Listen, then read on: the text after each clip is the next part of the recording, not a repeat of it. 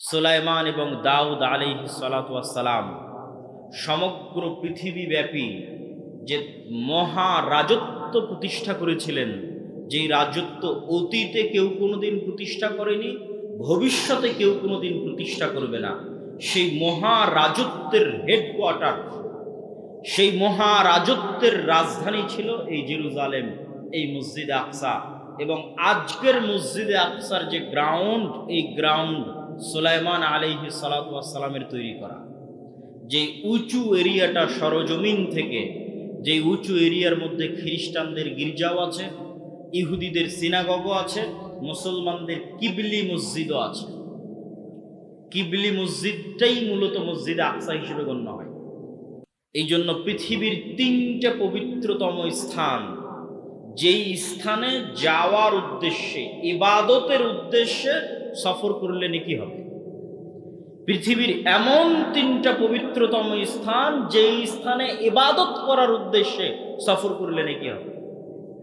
এই 3টে পবিত্রতম স্থানের একটা হচ্ছে মক্কার মসজিদে হারাম, একটা মদিনার মসজিদে নববী, আর একটা জেরুজালেমের মসজিদে আকসা। কিন্তু দুর্ভাগ্য আমাদের, হতভাগা আমাদের জেনারেশন, কেননা আমাদের পূর্বপুরুষরা এই সৌভাগ্যে মণ্ডিত ছিলেন যে তারা হজ সফরে গেলে একসাথে 3টা পবিত্র মসজিদেই সালাত আদায়ের সুযোগ পেতেন।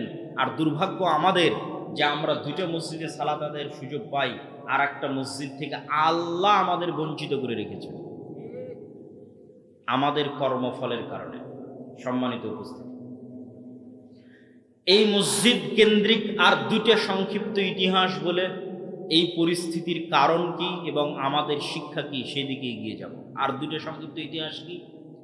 আর এক হাদিসে রাসূলুল্লাহ সাল্লাল্লাহু আলাইহি সাল্লাম বলেন, লা তাযালু তায়ফাতুম মিন উম্মতি যাহিরিনা আলাল হক লা ইয়াদুররুহুম মান খাযালাহুম আও লা ইয়াদুররুহুম মান খালাফাহুম আও কামা ক্বালা আলাইহিস সালাতু ওয়াস সালাম। কিয়ামত পর্যন্ত আমার উম্মতের একটি দল, একটি জামাত হকের উপর লড়াইরত থাকবে। কিয়ামত পর্যন্ত হকের উপর লড়াইরত থাকবে। পৃথিবীর কোনো শক্তি তাদের ক্ষতি করতে চাইলেও ক্ষতি করতে পারবে না। এই হাদিসের বিভিন্ন রিওয়ায়াতে রাসূলুল্লাহ সাল্লাল্লাহু আলাইহি সাল্লাম বলেছেন, তোমরা যদি তাদেরকে খুঁজতে চাও তাহলে শাম, সিরিয়ার মাটিতে খুঁজো। তাহলে কি বোঝা গেল? আল্লাহর নবীর দারুল হিজরা মদিনায় যেমন হক থাকবে, কিয়ামত পর্যন্ত ঈমান এবং ইসলাম থাকবে, ঠিক রাসূল সাল্লাল্লাহু আলাইহি ওয়াসাল্লামের পিতা ইব্রাহিমের দারুল হিজরা শামে কিয়ামত পর্যন্ত হক থাকবে। সম্মানিত উপস্থিতি, এই মসজিদে আকসার ইতিহাস কি? আল্লাহ সুবহানাহু ওয়া তাআলা কোরআন মাজিদে বলেন, ইন্না আউওয়ালা বাইতিন উযিআ লিন-নাস বিবাক্কাহ। সারা পৃথিবীর মানুষের জন্য ইবাদত হিসেবে প্রথম যে মসজিদ তৈরি করা হয়েছে সেটা মক্কায়। কোরআনের আয়াত। তো সাহাবীরা রাসূল সাল্লাল্লাহু আলাইহি ওয়াসাল্লামকে জিজ্ঞেস করছে, আল্লাহর নবী, প্রথম মসজিদ যদি মক্কার হারাম হয়, সুম্মা আইয়ু, তাহলে মক্কার হারামের পর দ্বিতীয় পুরাতন মসজিদ কোনটা? সহিহ বুখারীর হাদিসে রাসূলুল্লাহ সাল্লাল্লাহু আলাইহি ওয়াসাল্লাম উত্তরে বলছেন, দ্বিতীয় পবিত্র মসজিদ, পুরাতন মসজিদ হচ্ছে মসজিদে আকসা। সাহাবী জিজ্ঞেস করলেন, কাম বাইনাহুমা, আল্লাহর নবী, মক্কার মসজিদে হারাম আর জেরুজালেমের মসজিদে আকসা, এই 2টার মধ্যে দূরত্ব কত দিনের? আল্লাহর নবী বললেন, 40 আম, 40 বছরের ব্যবধান। তো আল্লাহ সুবহানাহু তাআলা তার বান্দাকে রাতের বেলা সফর করিয়েছেন। রাতের বেলা সফরকে আরবিতে বলা হয় ইসরা, আসরা, রাতে সফর করিয়েছেন। কোথায় থেকে? মিনাল মসজিদিল হারাম, মসজিদে হারাম মক্কা থেকে, ইলাল মসজিদিল আকসা, দূরবর্তী মসজিদ পর্যন্ত। আকসা শব্দের অর্থ হচ্ছে দূরবর্তী। যেহেতু মক্কা থেকে মসজিদে আকসা দূরে, এই জন্য মক্কার মানুষ মসজিদে আকসাকে মসজিদ আকসা বলত, যে দূরের মসজিদ হিসেবে সম্বোধন করত। সেটি আল্লাহ সুবহানাহু ওয়া তাআলা কোরআনে তুলে ধরেছেন। কোন মসজিদ আকসা? এই পয়েন্টটা হচ্ছে আমাদের জন্য আজকের এই আলোচনার মূল অংশ, যে কারণে আয়াত তুলে ধরা। আল্লাযী বারাকনা হাওলাহ, যেই মসজিদে আকসার চারিদিক আমি আল্লাহ বরকত দিয়ে ঘিরে দিয়েছি। আল্লাহু আকবার। সেই বরকত সীমাবদ্ধ না সীমাহীন, তা আল্লাহ সুবহানাহু ওয়া তাআলা কোরআন মাজিদের আরেক আয়াতে বলছেন, ওয়ানাজ্জাইনাহু ওয়া লূতান। আমি এই মাটিতে, যেই মাটির কথা আমরা এখন বলছি মসজিদ আকসা এবং তার পার্শ্ববর্তী অঞ্চল, এই মাটিতে আমি আশ্রয় দিয়েছি কাকে? ইব্রাহিমকে এবং লূতকে। ওয়ানাজ্জাইনাহু ওয়া লূতান ইলাল আরদিল্লাতি, ওই মাটিতে আশ্রয় দিয়েছি বারাকনা ফিহা লিল আলামিন। ইব্রাহিম এবং লূতকে ওই মাটিতে আশ্রয় দিয়েছি যেখানে বরকত রেখেছি সারা পৃথিবীর মানুষের জন্য। আল্লাহু আকবার। আল্লাহ সুবহানাহু ওয়া তাআলা কোরআনে বলছেন, আমি অনুবাদ করছি, বারাকনা ফিহা লিল আলামিন। যেই মাটিতে আমি আল্লাহ বরকত রেখেছি সীমাবদ্ধ নয়, শুধু ফিলিস্তিনবাসীর জন্য নয়, শুধু মসজিদে আকসা এবং তার পার্শ্ববর্তী মানুষদের জন্য, লিল আলামিন, সমগ্র পৃথিবীবাসীর জন্য বরকত রেখেছি। আর ইব্রাহিম এবং লূতকে কিভাবে আশ্রয় দিলেন? আলাইহিমা সালাতু ওয়াস সালাম। লূত আলাইহিস সালাতু ওয়াস সালামের ঘটনা তো আপনারা জানেনই, যে মসজিদে আকসা বা জেরুজালেম থেকে দূরবর্তী কোনো অঞ্চলে লূত আলাইহিস সালাতু ওয়াস সালামের শহর ছিল। বর্তমান গবেষকদের দাবি অনুযায়ী জর্ডান বা জর্ডানের ডেড সি অঞ্চল, যেই শহরকে পাপাচারের কারণে আল্লাহ সুবহানাহু ওয়া তাআলা উল্টিয়ে দিয়েছিলেন। আলিয়াহা সাফেলাহা, যার উঁচু স্থান নিচু করে দিয়েছেন এবং নিচুটা উঁচু করে দিয়েছেন, উল্টিয়ে দিয়েছেন, এবং তাদের উপর বৃষ্টি বর্ষণ হয়েছে, আগুনের অগ্নি বৃষ্টি বর্ষণ হয়েছে।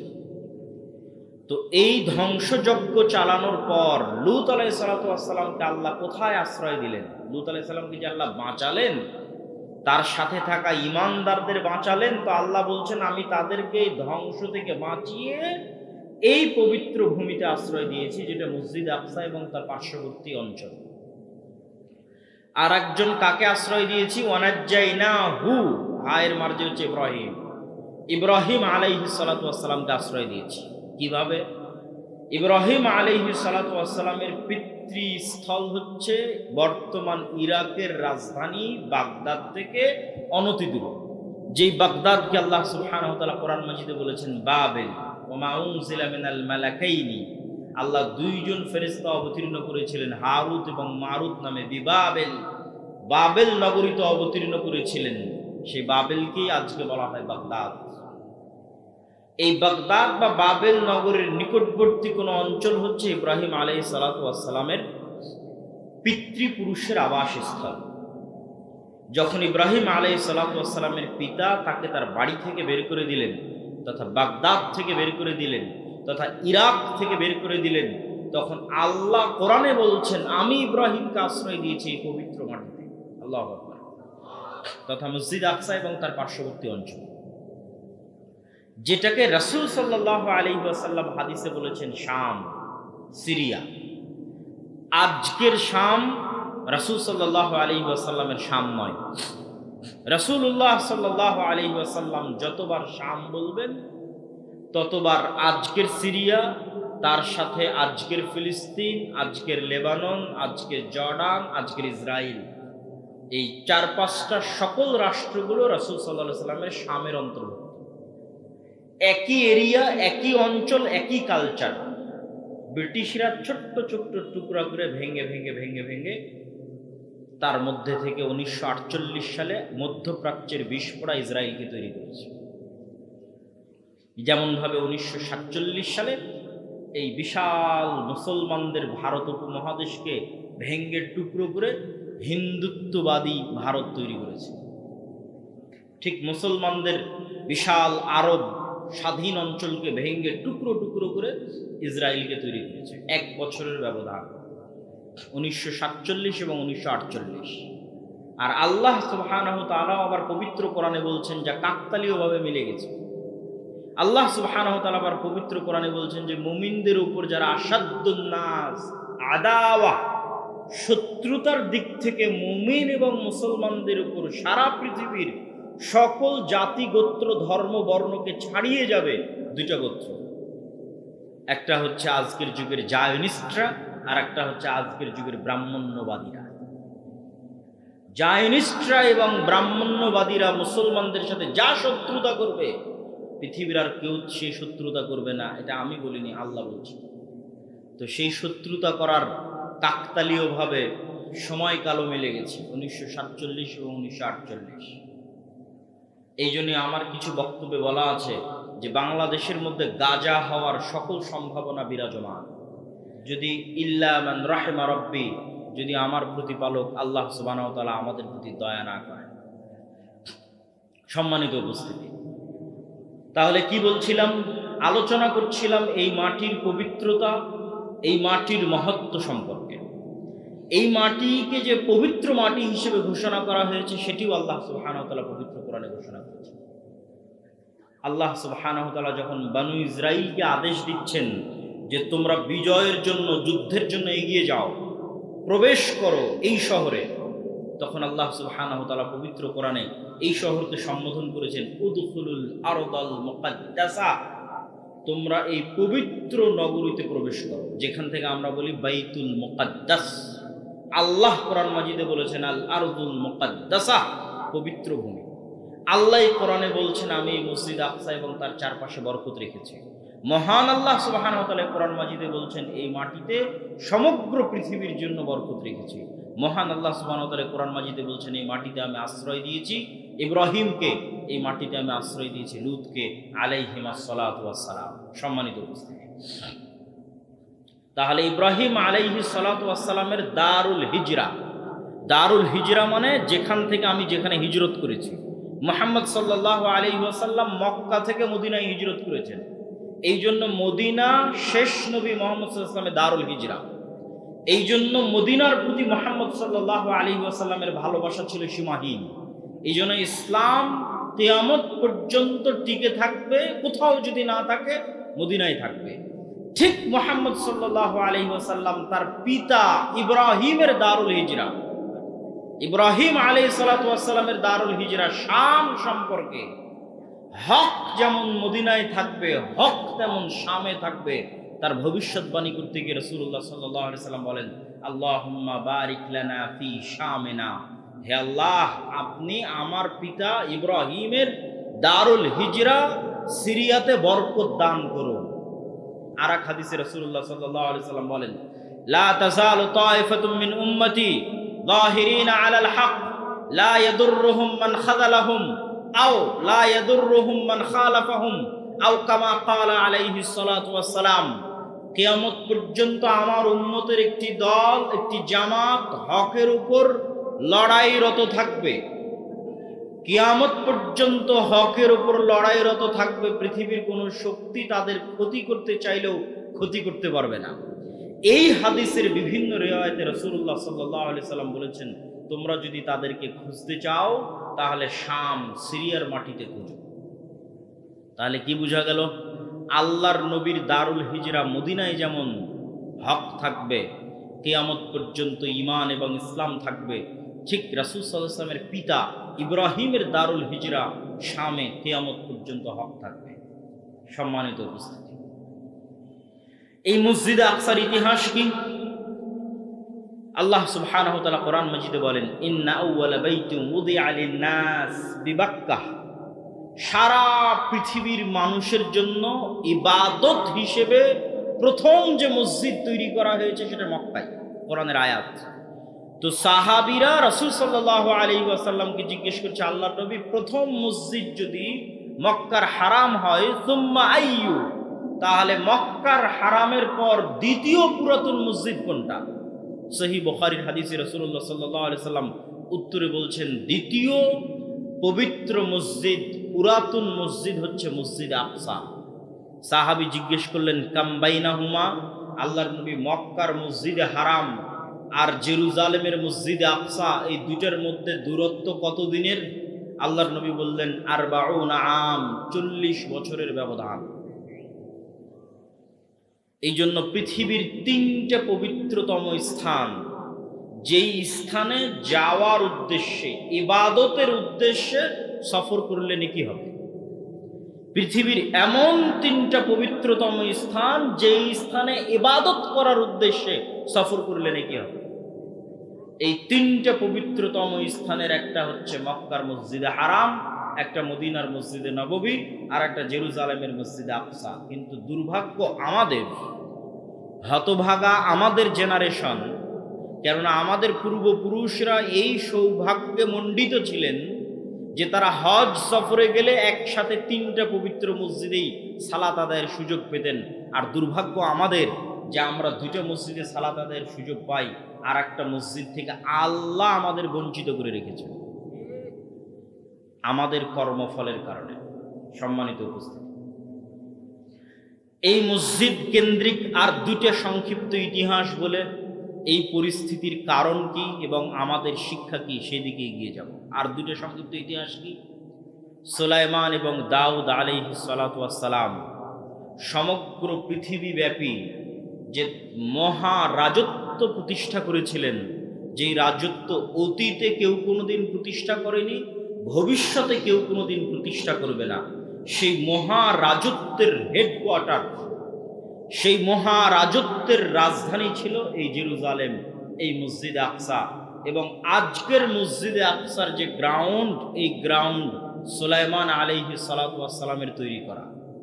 যে উঁচু এরিয়াটা সরজমিন থেকে, যে উঁচু এরিয়ার মধ্যে খ্রিস্টানদের গির্জাও আছে, ইহুদিদের সিনাগগও আছে, মুসলমানদের কিবলি মসজিদও আছে। কিবলি মসজিদটাই মূলত মসজিদে আকসা হিসেবে গণ্য হয়। আর পুরো গ্রাউন্ড এমনি আব্দুল্লাহ, আমি আল্লাহর বান্দা, তাকে বানিয়ে দেওয়া হয়েছে আল্লাহর সন্তান, তাহলে কিভাবে প্র্যাকটিক্যাল খ্রিস্টান হতে পারে? ঈসা আলাইহিস সালাতু ওয়াস সালাম বলতে বলতে বলছেন, ওয়াউসানি বিসসালাতি ওয়াজ যাকাতি মা দুমতু হাইয়া। আমার আল্লাহ আমাকে আদেশ দিয়েছেন আমি যতদিন বেঁচে থাকবো, মা দুমতু হাইয়া, যতদিন বেঁচে থাকবো ততদিন যেন সালাত আর যাকাত আদায় করি। আল্লাহু আকবার। আমাদের নবীর কথা বলছি না, ঈসা আলাইহিস সালাতু ওয়াস সালামকেও আল্লাহ শুরুতেই মুখ দিয়ে যে কথা পবিত্র কোরআনে আল্লাহ উল্লেখ করছেন, তিনি উচ্চারণ করেছেন। মায়ের কোলে ছোট বাচ্চা, তখনও 2টা জিনিস ছুটে যায়নি, একটা সালাত আর একটা যাকাত। সম্মানিত উপস্থিতি, এখানে একটু ছোট্ট বিরতি দিয়ে একটু সাইড লাইনের 2-একটা কথা বলে আবার ফিরে আসতেছে।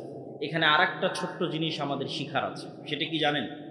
সেটা হচ্ছে আজকের ইউরোপ এবং আজকের আমেরিকা এখনো, অতীতে তো আরো বেশি ছিল এই রেসিজম, বর্ণবাদ, কালার, গায়ের রঙের উপর যে বর্ণবাদ প্রতিষ্ঠিত হয়েছে, যে রেসিজম প্রতিষ্ঠিত হয়েছে, এটা এখনো প্রকাশ্যে মাঝে মধ্যেও দেখা যায়, অন্তরে প্রায় সবাই লালন করে। যখন উঠা বসা করবেন, সাক্ষাৎ করবেন, কথা বলবেন, তখন সেটা বুঝতে পারবেন। আর অতীতে তো আরো বেশি ছিল, কালো, নিগ্রো, আফ্রিকানদের তারা গোলাম হিসেবে ব্যবহার করেছে, যুগের পর যুগ, কালের পর কাল, শুধু গায়ের চামড়া কালো হওয়ার কারণে। তো এখান থেকে শিক্ষণীয় কি?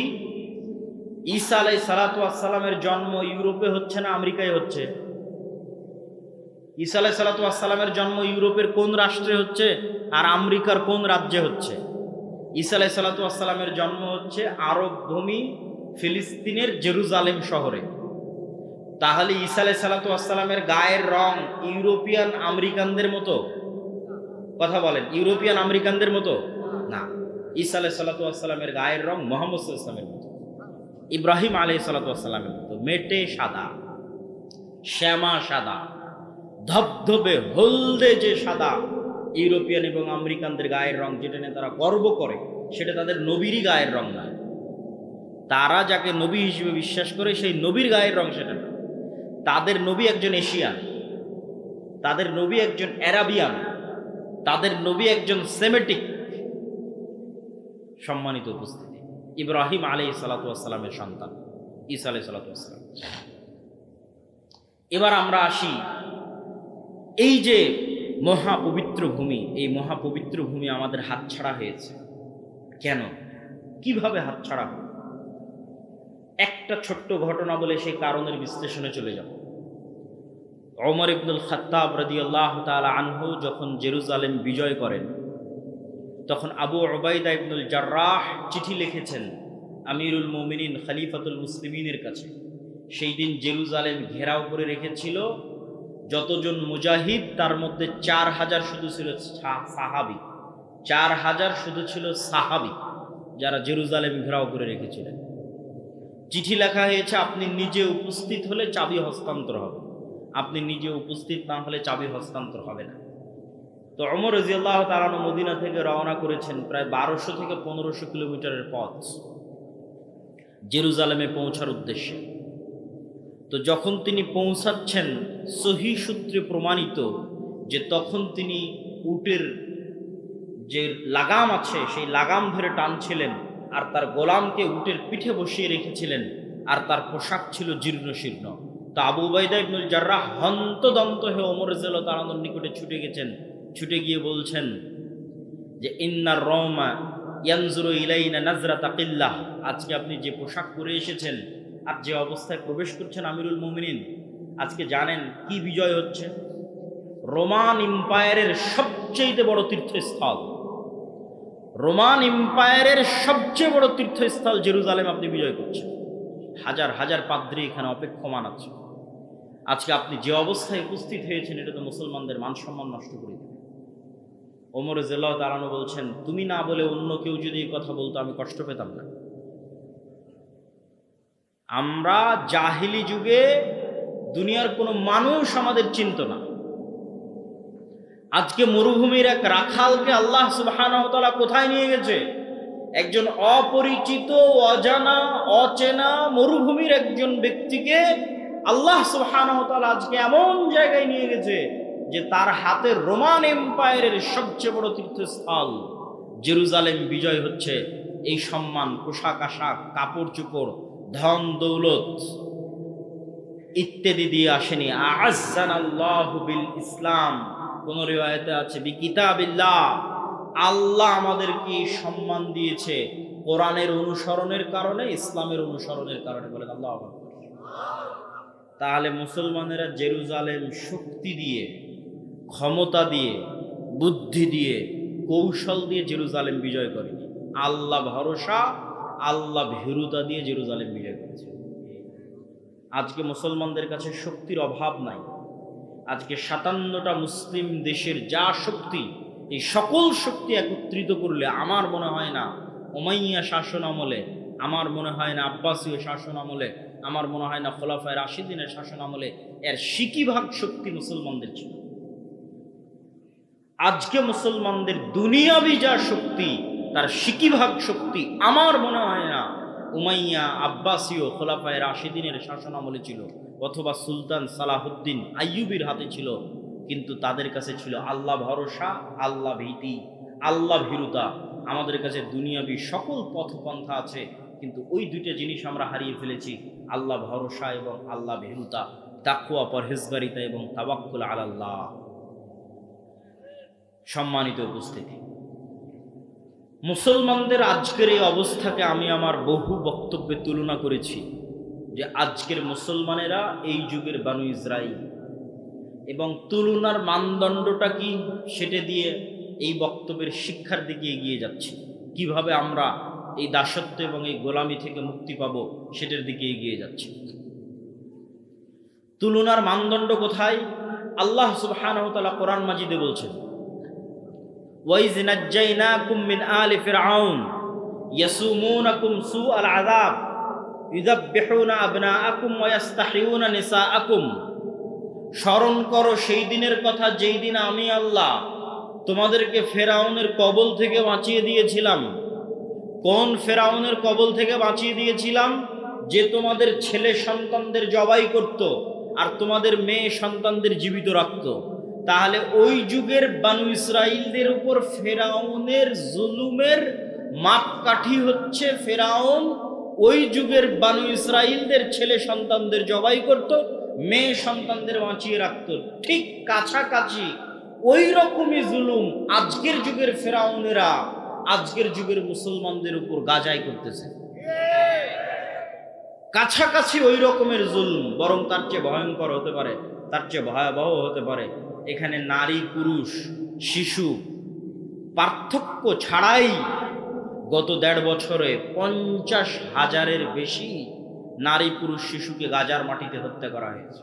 নাউজুবিল্লাহ। আর সমগ্র পৃথিবীর চোখের সামনে, সমগ্র মুসলিম বিশ্বের চোখের সামনে, সম্মানিত উপস্থিতি, তাহলে আমি বলছি আজকের যুগের মুসলমানেরা, আজকের যুগের বানু ইসরাইল, ওই যুগের বানু ইসরাইলের উপর যেভাবে ফেরাউনের জুলম এবং অত্যাচার চলত। এবং এটা বলার পিছনে আমার লজিক আর একটা আছে, এটার থেকে আপনাদের শিক্ষা আছে। সেই লজিকটা হচ্ছে, পবিত্র কোরআন খুলেন, সূরা বাকারা পড়েন। সূরা বাকারায় আল্লাহ সুবহানাহু তাআলা যেই জাতির বর্ণনা লম্বা সময় যাবত দিয়েছেন, সেই জাতির নাম বানু ইসরাইল।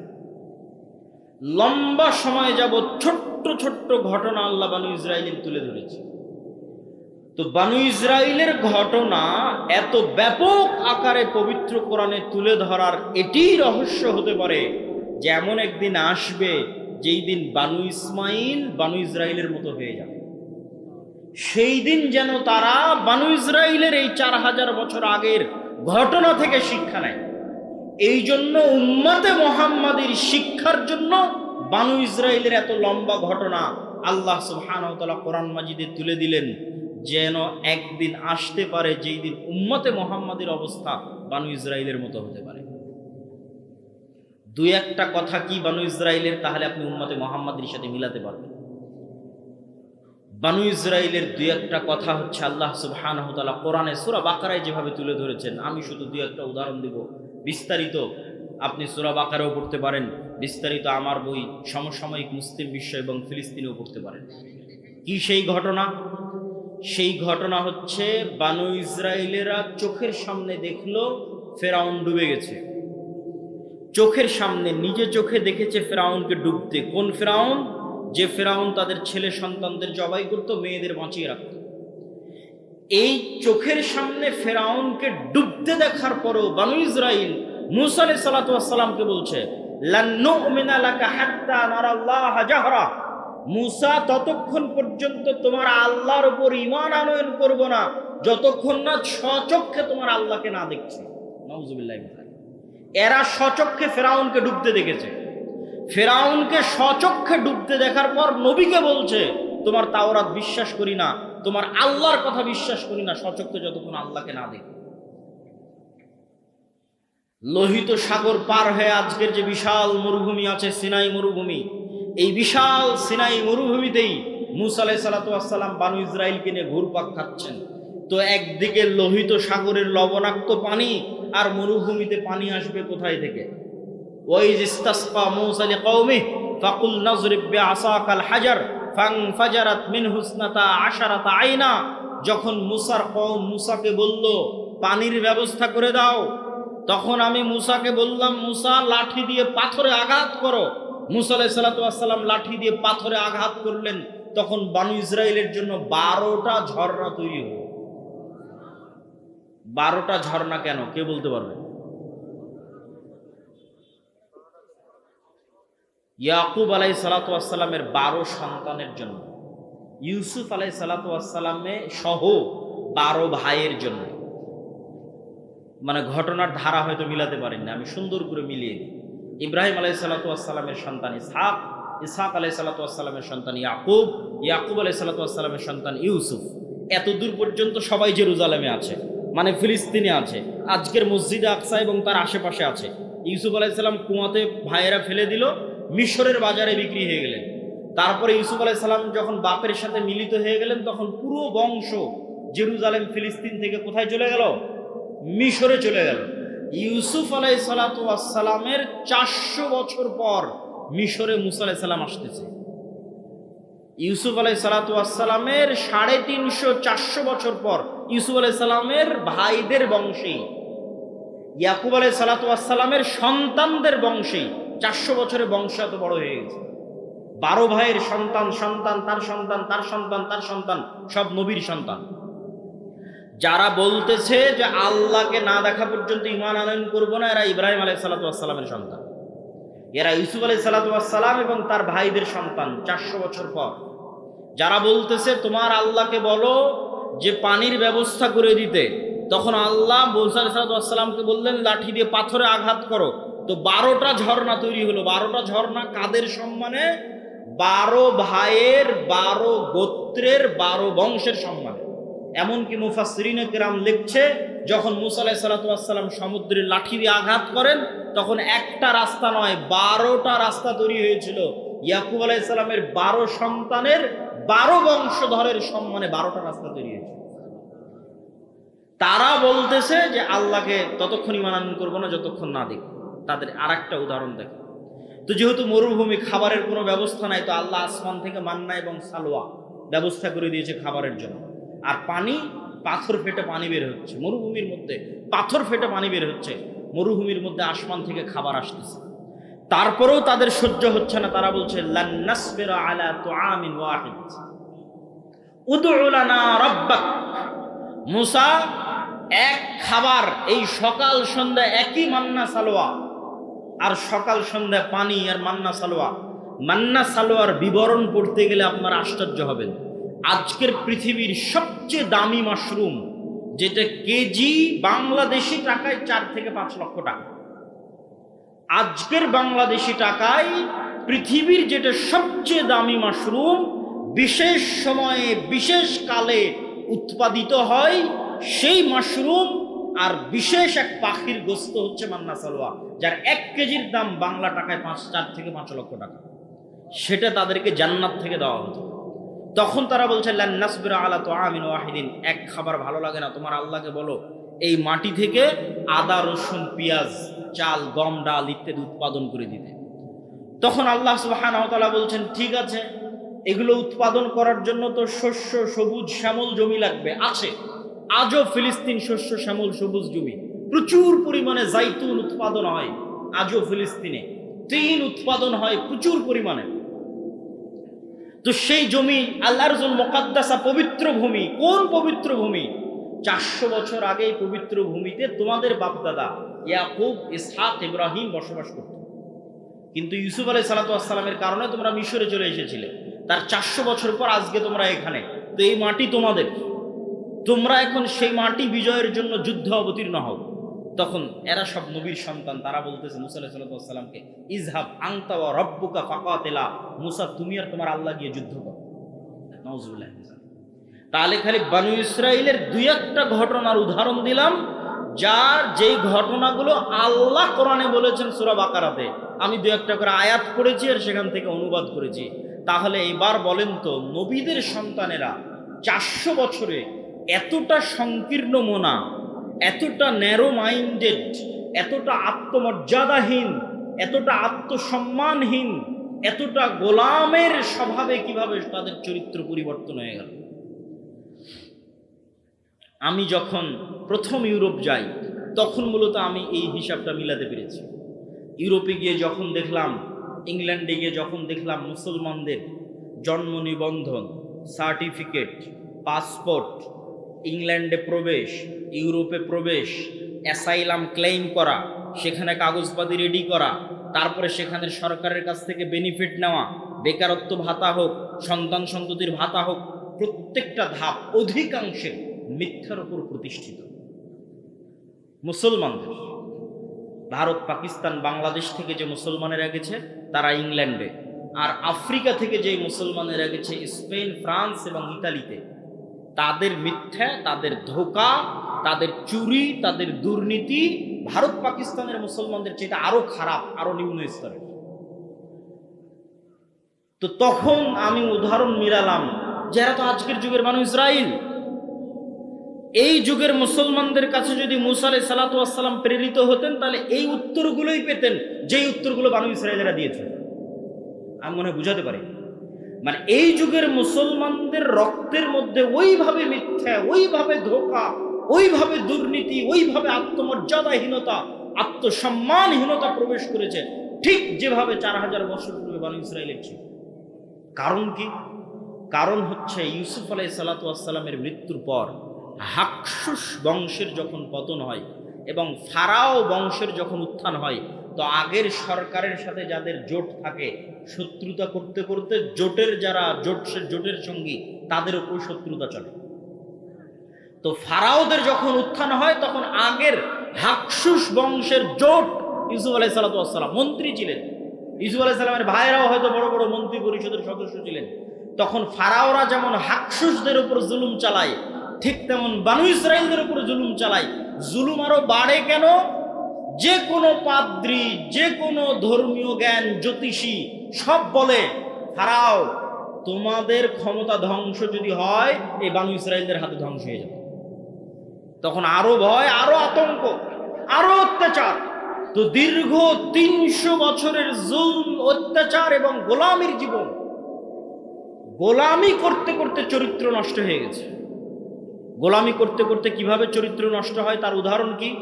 এখানে দুইজন গোলামের মধ্যে যদি আমি একটা রুটি নিক্ষেপ করি, তাহলে তারা দুই গোলাম রুটি নিয়ে কাড়াকাড়ি করবে। একটা রুটি পাওয়ার জন্য মিথ্যা বলবে, একটা রুটি পাওয়ার জন্য ধোকা দিবে, একটা রুটি পাওয়ার জন্য মারামারি লেগে যাবে। এটা জন্মগত স্বভাব তৈরি হবে গোলামদের মধ্যে। ঠিক মুসলমানদের একই অবস্থা হয়েছে 190 বছর ব্রিটিশদের গোলামি করার কারণে।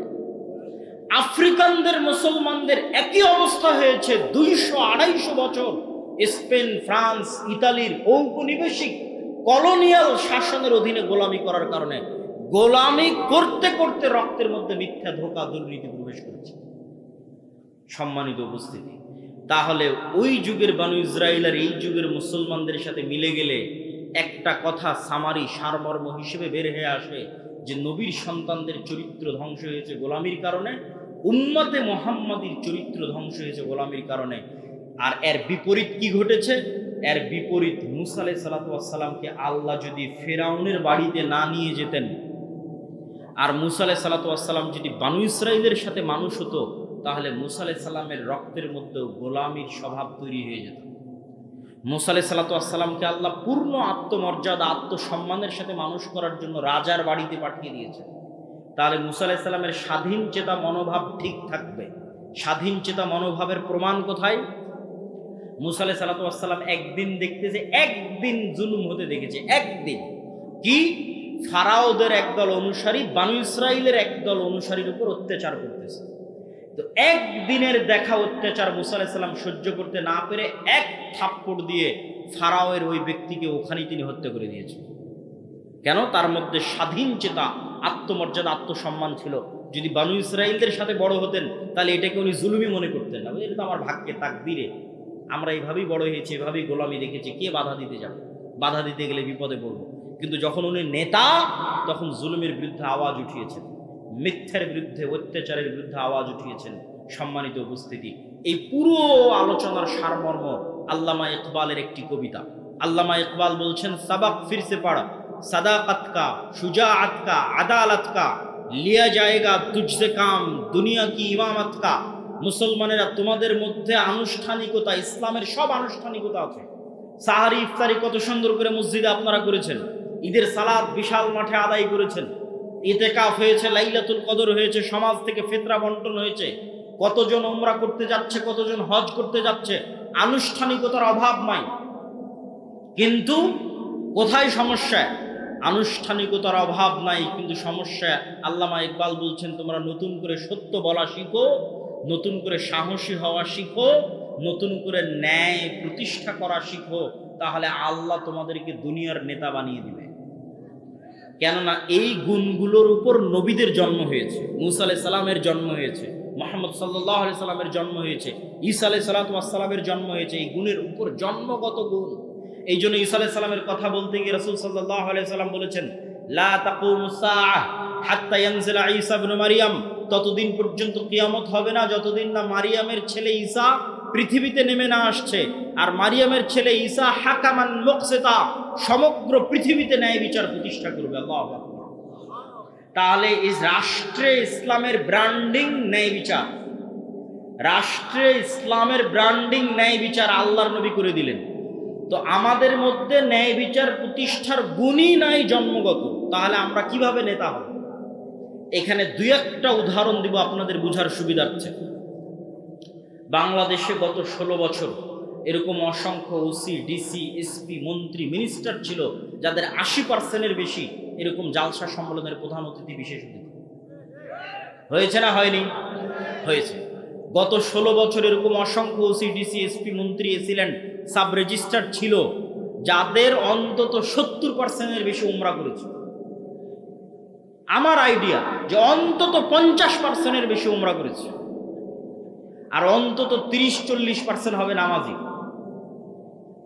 আর অন্তত 2 থেকে 5% হবে মুখে দাঁড়িয়ে আছে এবং কপালে কড়া পড়ে গেছে।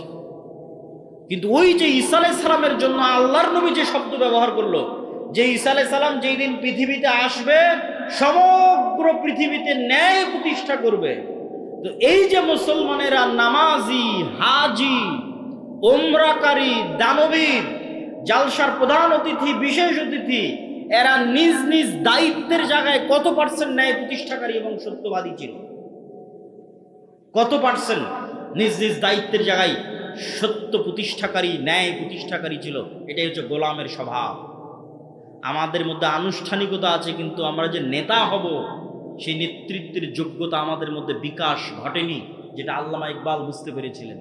আর একটা উদাহরণ দেই, আপনাদের এখানেও এমন মানুষ বসে আছে, অত্র অঞ্চলে আছে, অত্র গ্রামে আছে, যে হয়তো হাজি, ওমরাকারী, নামাজি, কিন্তু তার বোনকে তার পিতার সম্পত্তিতে ন্যায়ের সাথে ভাগ দেয়নি।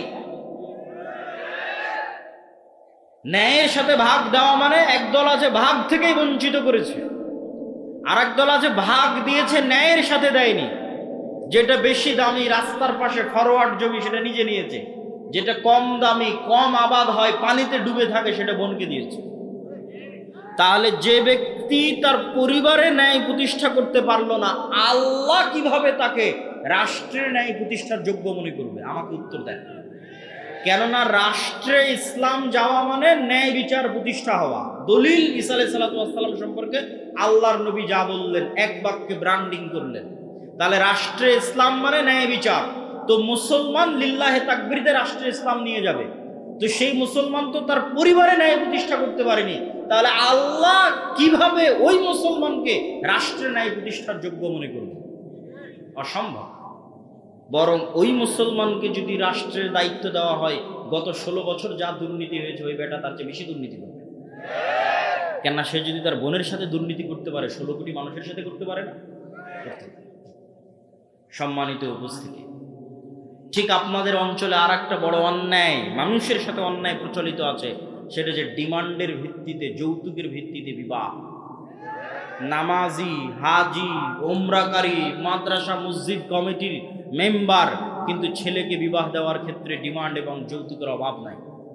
তাহলে সে ওই মেয়ে এবং মেয়ের পরিবারের উপর ন্যায় প্রতিষ্ঠা করতে পারেনি। তো যে তার বৌমা এবং বৌমায়ের পরিবারের উপর ন্যায় প্রতিষ্ঠা করতে পারেনি, তাকে আল্লাহ রাষ্ট্রে ন্যায় প্রতিষ্ঠার যোগ্য মনে করবে? অসম্ভব, ইম্পসিবল। এটা গেল সাধারণ জনগণের কথা। আর প্রথমে গেল যারা রাষ্ট্রের বিভিন্ন দায়িত্বে আছে তাদের কথা। এবার আসেন আলেম ওলামাদের কথা। মসজিদ, মাদ্রাসা, ইসলামী দল, ইসলামী সংগঠন, সব জায়গায় ইসলামের বাহ্যিক আনুষ্ঠানিকতা বিরাজমান আছে। দাড়ি, টুপি, সালাত, সিয়াম, হজ, যাকাত সবকিছু আছে, কিন্তু আপনি আশ্চর্য হবেন যে ন্যায় কতটুকু আছে সেটা যদি খুঁজতে যান, পার্সেন্টেজে মিলবে না।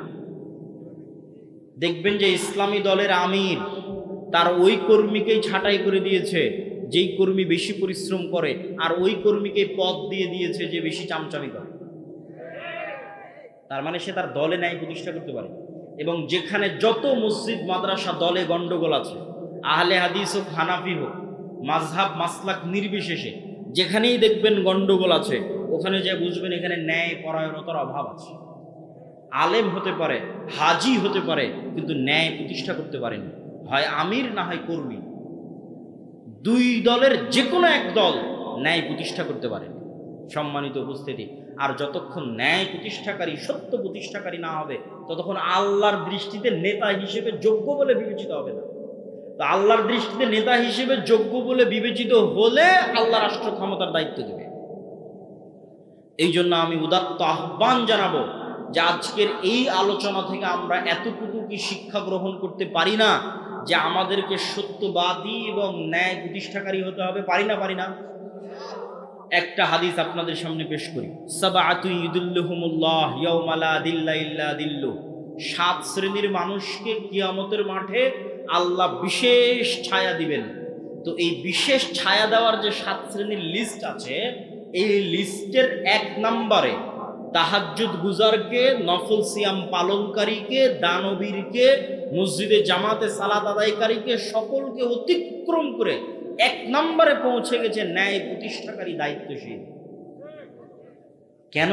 ইমামুন আদেল। কেন? ন্যায় প্রতিষ্ঠা করা আল্লাহর সবচেয়ে বড় গুণ। বলেন আল্লাহু আকবার। আল্লাহ বলছেন আমি আদেল, আমি ন্যায় পরায়ণ, ন্যায় প্রতিষ্ঠাকারী। হারামতু যুলমা আলাইয়া, আমার উপর জুলম করাকে আমি হারাম করে নিয়েছি। পৃথিবীর মানুষ যদি কোথাও ন্যায় বিচার না পায়, তাহলে আমি আল্লাহ কিয়ামতের মাঠে ন্যায় বিচার বুঝিয়ে দিই। তাহলে ন্যায় প্রতিষ্ঠা করা কার গুণ? আল্লাহর গুণ। আর পৃথিবীর সকল ক্ষমতার মালিক কে? আল্লাহ। যখন এবার ওই গুণের সাথে মিলে যাবে, তখন আল্লাহ সুবহানাহু ওয়া তাআলা ওই ব্যক্তিকে যোগ্য মনে করবে যে সেও নেতা হওয়ার যোগ্য, তাকে এবার আমি একটু ক্ষমতা দিই। তখন মুসলমানদের হাতে এমনি ক্ষমতা চলে আসবে, এমনি রাষ্ট্র ক্ষমতা। যোগ্য হতে হবে রাষ্ট্র ক্ষমতা পাওয়ার আল্লাহর দৃষ্টিতে, মানুষের দৃষ্টিতে বলে।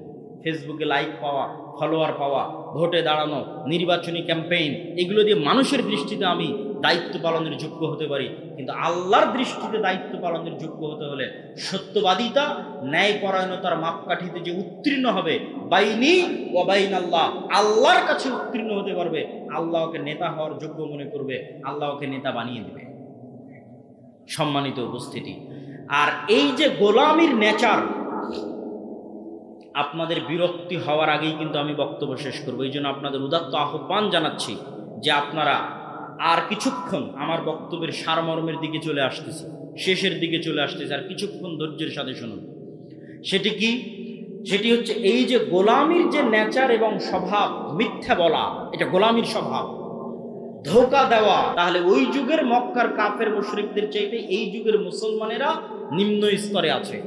আর এই গোলামির স্বভাবকে জিইয়ে রাখার জন্য, যে মুসলমানদেরকে যে আমরা ইউরোপিয়ানরা 190 বছর ওদের মধ্যে গোলামির স্বভাব ঢুকিয়ে দিয়েছি, এই গোলামির স্বভাবটা জিইয়ে রাখার জন্য এদের মাথার উপর গণতন্ত্র চাপিয়ে দাও। এই কথা অনেকের কাছে বিরক্তিকর লাগতে পারে, কিন্তু আমি যুক্তির ভিত্তিতে কথা বলব। যুক্তির ভিত্তিতে বলে আমার বক্তব্যের শেষের দিকে চলে যাব।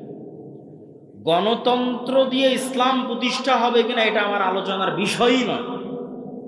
গণতন্ত্র পৃথিবীতে জাস্টিস, ন্যায় প্রতিষ্ঠায় ব্যর্থ একটা শাসন ব্যবস্থা।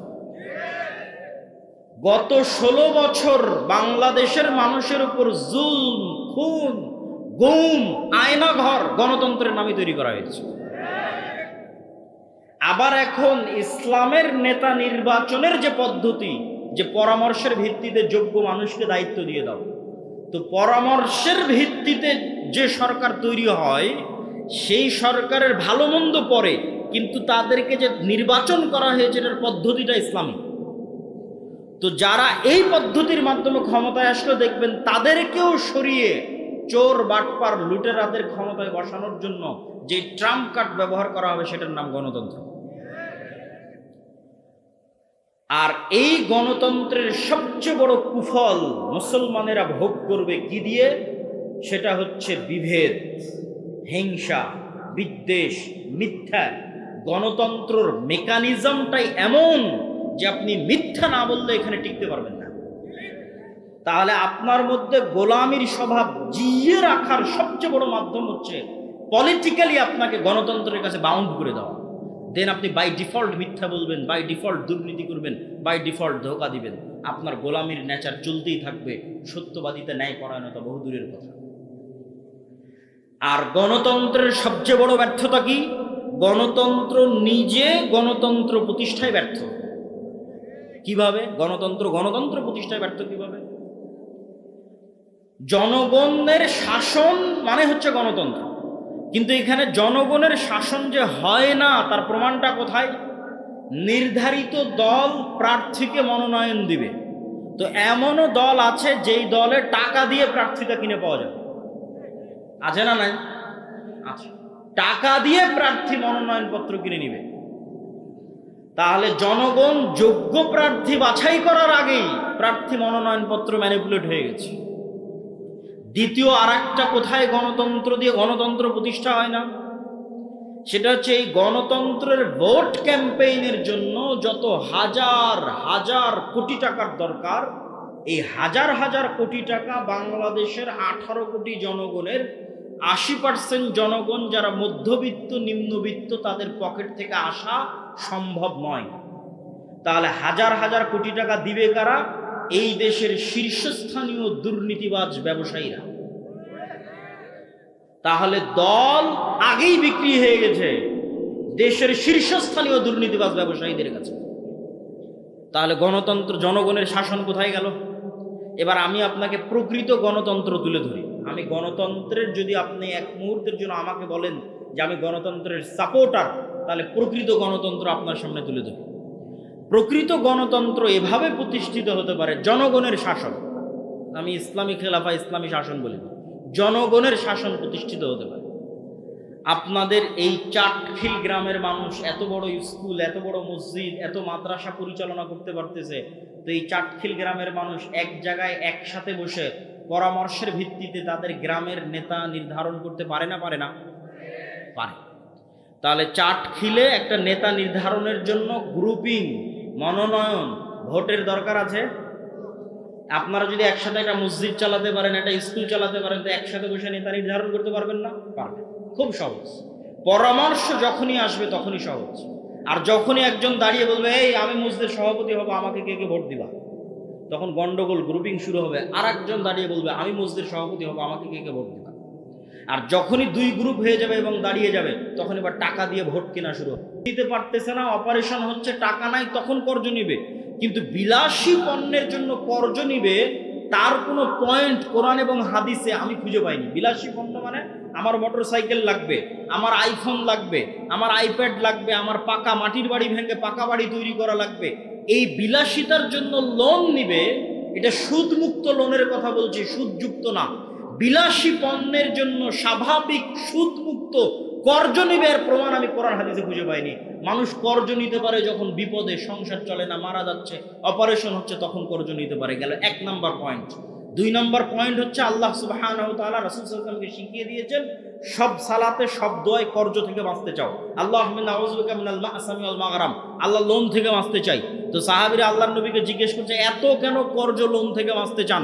তখন রাসূলুল্লাহ সাল্লাল্লাহু আলাইহি ওয়াসাল্লাম উত্তরে বলছেন, মানুষ যখন কর্জ নেওয়া শুরু করে মিথ্যা বলা শুরু করে। এটা আমার বক্তব্যের পয়েন্ট, যেটা কানেক্ট করতে চাচ্ছি। আল্লাহর নবীর হাদিস, মানুষ যখন কর্জ নেওয়া শুরু করে কি বলা শুরু করে? মিথ্যা বলা শুরু করে। তাহলে আল্লাহর নবী জানেন যে আমার উম্মত যখন মিথ্যার উপর প্রতিষ্ঠিত হবে, এটা তো নেতৃত্বের গুণ হারিয়ে যাবে। মিথ্যা তো গোলামের গুণ, স্লেভ, দাস, কৃত দাসের গুণ। তাহলে যে পরিবার ক্ষুদ্র লোন নিচ্ছে কিস্তিতে, ওর মা মিথ্যা বলছে, ওর বাপ মিথ্যা বলছে, ওর ছেলে মিথ্যা বলছে, পুরো পরিবার মিথ্যার উপরে প্রতিষ্ঠিত হচ্ছে, এই পরিবারকে কিভাবে আল্লাহ চয়েস করতে পারে যে তাদেরকে দিয়ে আল্লাহ রাষ্ট্রীয় ইসলাম প্রতিষ্ঠা করবে? সম্ভব। এই জন্য রাসূল সাল্লাল্লাহু আলাইহি ওয়াসাল্লাম জানেন কোথায় কোথায় নেতৃত্বের গুণাবলী ধ্বংস হতে পারে। নেতৃত্বের গুণাবলী সুদে ধ্বংস হতে পারে। সুদ এমন এক ব্যবস্থা যা পৃথিবীর হিন্দু, বৌদ্ধ, ইহুদি, খ্রিস্টান, মুসলমান সবাইকে গোলাম বানাতে পারে। সম্মানিত উপস্থিতি, এই জন্য সমগ্র পৃথিবীতে অন ওয়ার্ল্ড অর্ডার, এক সিস্টেম চলতে হবে। পলিটিক্যালি ডেমোক্রেসি লাগবে, অর্থনৈতিকভাবে সুদ লাগবে। এটাই হচ্ছে জায়নিস্টদের থিওরি। পলিটিক্যালি গণতন্ত্র, অর্থনৈতিকভাবে সুদ। এই দুটের বিরুদ্ধে যেদিন মুসলমানেরা যুদ্ধ করতে পারবে, এই দুটো থেকে যেদিন মুসলমানেরা মুক্ত হয়ে যাবে, ওই দিন মুসলমানেরা গোলামির জিনজির থেকে মুক্ত হয়ে যাবে। আল্লাহ সুবহানাহু ওয়া তাআলা আমাদের কবুল করুক। আল্লাহুম্মা আমিন। ওয়া আখিরু দাওয়ানা আনিল হামদুলিল্লাহি রাব্বিল আলামিন। আসসালামু আলাইকুম ওয়া রাহমাতুল্লাহি ওয়া বারাকাতুহু।